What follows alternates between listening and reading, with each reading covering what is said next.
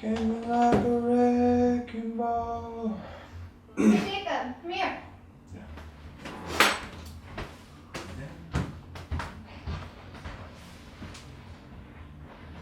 I could leave the sandwich alone so that when Jacob gets back, he gets to eat it and not have his entire afternoon ruined just because I'm too lazy to make mine for myself. Or I could eat it, because that's what I really want to do, even though it would be so easy for me to make my own.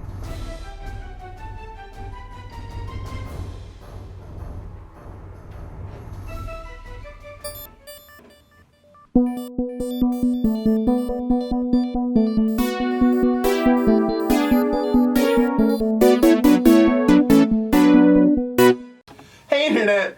Welcome to Boss Battle. I'm Josh, and before we start, I just wanted to say that today's episode is kind of a little bit on the spoilery side. I mean, that's if you can say spoiling a game from 2009 is spoiling, but I know not everyone's had a chance to play every game, so if for some reason you think you're going to play Infamous anytime soon and you don't want the story spoiled for you, you should probably click the annotation here somewhere. I'll put a link in so then you can skip ahead so I won't spoil anything, because I wouldn't want to do that. Because we're going to talk about Kessler, the last boss from Infamous. Huh? Last boss. So it's going to spoiler almost the whole game. Spoiler. So with that being said, you've been warned. And it's game on. Game on now. It's game on.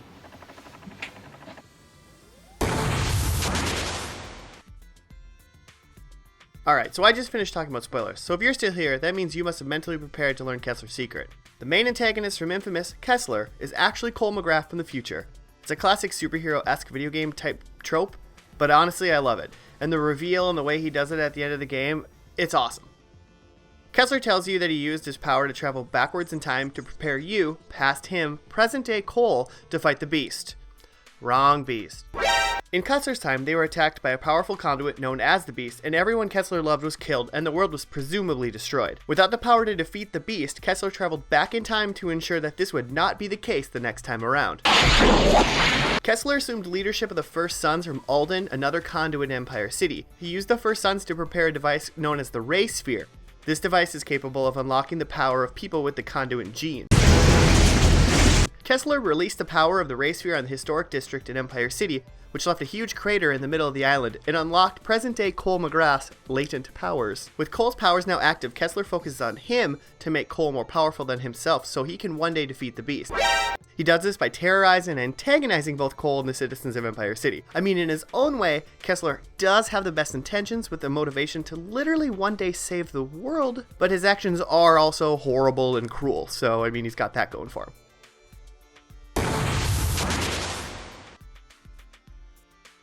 Infamous starts you, Cole McGrath, off in the middle of a crater caused by the explosion of a device called the Ray Sphere. Making his way out of the destruction, Cole discovers he has the power to control electricity. You know, like Jubilee or Jamie Foxx. Cole is named a terrorist by the Voice of Survival, aka some hacktivist ruining the city's already scheduled program. This just in, an explosion in the historic district drives a terribly annoying man to give you in-game story plot points while you just wish that he would play Game of Thrones or True Detective. Anything from HBO would be fine. I mean, let me watch something while our city burns down and is overrun by super-powered crazy people. I think a little free HBO would be okay. It's not like it's gonna be forever. We're like almost certainly gonna be dead soon. Zeke and Cole decide to try and escape the city, which has now been quarantined before anything worse can actually happen to them. As they try to escape, Cole meets Moya, an FBI agent, who is looking for her husband John, who vanished in the explosion. It's probably because he was vaporized in the blast. Well, they strike a deal. If Cole goes and finds John, then Moya will get them out of the quarantine zone and clear Cole's name. Cole tracks down the leader of the Reapers, Sasha, who is terrorizing the good people of the Neon District. Turns out Sasha's a bit salty because Kessler dumped her, and right when you were gonna get some answers about the First Sons and John, some men grab her and leave old Cole Bug Zapper McGrath for dead. Well, he's not dead because, you know, video games. After all that nonsense, Cole leads to the Warren in search of Alden, the former leader of the First Sons. Alden is also a bit salty that Kessler usurped him as the leader of the First Sons. I know you, both of you. Locked me up like an animal. Tied me to that bed. Tried to electrocute me. Alden has mind powers, making him like the Jean Grey of inFAMOUS, and after he gets kicked out of the First Sons by Kessler, he's more like a dumber version of the Phoenix, because he's all super mad and grrr. Hashtag bring my Famka. Cole plows through Alden's dustbin, and you find John. John informs you that he's actually not Moy's husband. It's actually his twin brother, John, and you've actually just been stuck in a Tuesday afternoon soap opera the whole time. John tells you that Alden has a ray sphere, and it's probably located on top of his Middle-earth Sauron tower made of garbage.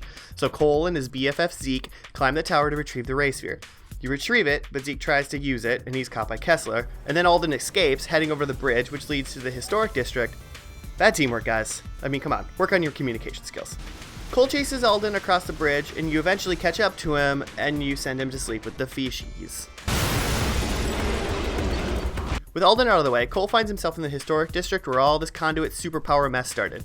You're one step closer to stopping Kessler, but first you have to fight your way through the First Sons while trying to save either Trish or a bunch of scientists who are dangling from two separate buildings because Kessler's a crazy person. But we knew this already. Sadly, no matter what you do, Trish dies. I chose the evil path, so Trish went out hating my guts anyway, so good riddance. Am I right? So alone. And on top of all that, you have to stop the Joker from poisoning all of Gotham by using giant balloons to spread his toxic gas all over the city. That's Batman! Wait, what? That's the Batman with Michael Keaton. inFAMOUS is a Batman game? Now that you've stopped the Joker, Gotham, I mean Empire City, is one bad man away from being saved. So it's time for Cole to head back to the crater where he woke up with superpowers to take on Kessler. I mean, really guys, besides being evil and killing a whole lot of people, Kessler's like basically Santa. He gave you superpowers. Hashtag mom never gave you superpowers. Hashtag just the gift of life. Thanks, Mom.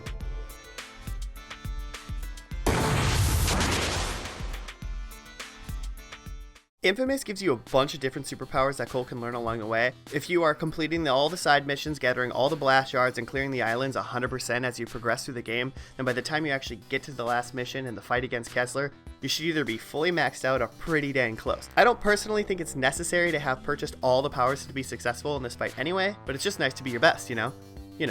To be all that you can be.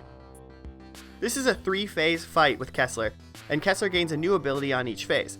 The good thing about this is that once you reach the next phase of the fight, you get a checkpoint, so if you die, you'll start there instead of all the way at the beginning. All this footage is from my second playthrough on inFAMOUS while I was being Evil Cole and on the hard difficulty to try to finish up my platinum. So I can say that I was very grateful for these checkpoints. It's totally possible to do this battle without dying, just know it's not actually required for anything.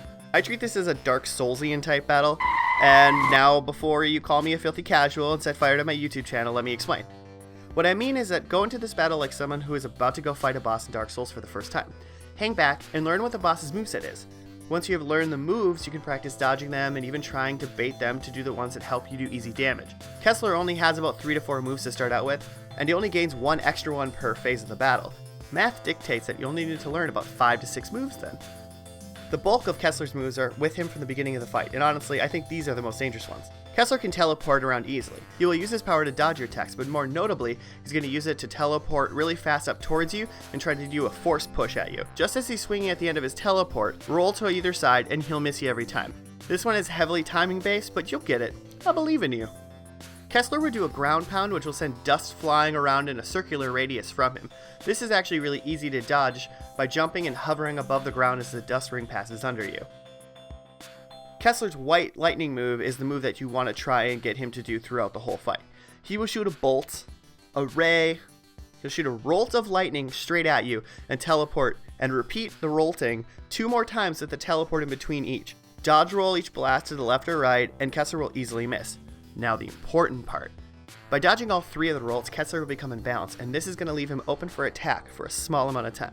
I primarily used a precision attack on him since it's stronger than your normal attack, and it makes it easier to aim for his head for some additional damage. But honestly, any attack will work just fine. The normal bolt attack especially will just be okay, because if you have it fully upgraded, it's going to do damage. This isn't a battle of inflicting a ton of damage all at once anyway, but a slow grind to victory. But be warned, if Kessler catches you with any of his bolts during any 3 of the attacks, he's going to stop his attack and shoot out these little mini flare thingies and not become imbalanced. Don't get hit by him. After you've taken out about a third of Kessler's health, you're going to get a button mash event similar to when you fought Sasha. This marks that phase 1 of the fight is over, and that phase 2 is on its way. This is where Kessler's going to gain another power to summon giant white clones of himself whenever he does that ground pound move. This can be intimidating at first, but really that's about it. Hover over the dust ring and use your standard bolt attack to shoot the white giants, and they'll disappear just as quick. Keep your distance from Kessler and try to bait him into doing his white lightning bolt, rolt, lightning ray attack, and eat away at his health bar until you once again get another button scene. This marks that you're entering into the third and final phase of the fight. In phase 3 of the fight, Kessler can summon 3 of the First Son's drones on top of all the other powers that he has. When he summons the drones, you can shoot them as they're appearing, and if you're quick enough, you can destroy 1 or even 2 of them before they even have a chance of moving. Once again, your main focus is to try to make Kessler do his triple lightning bolt attack and attack him while he's unbalanced. And you'll take down Kessler, and he will finally tell you the truth about who he is and what he's doing in Empire City. Die!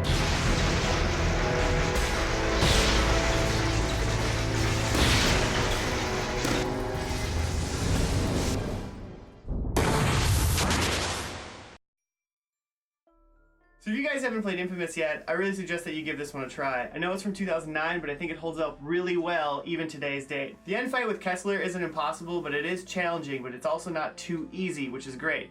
And the checkpoints that they throw in are a lifesaver. Seriously, I would have gone insane if they didn't put those in. Kessler fits really well within the story of the game. He's there from the beginning, antagonizing you as the player to keep going, and he's messing with you.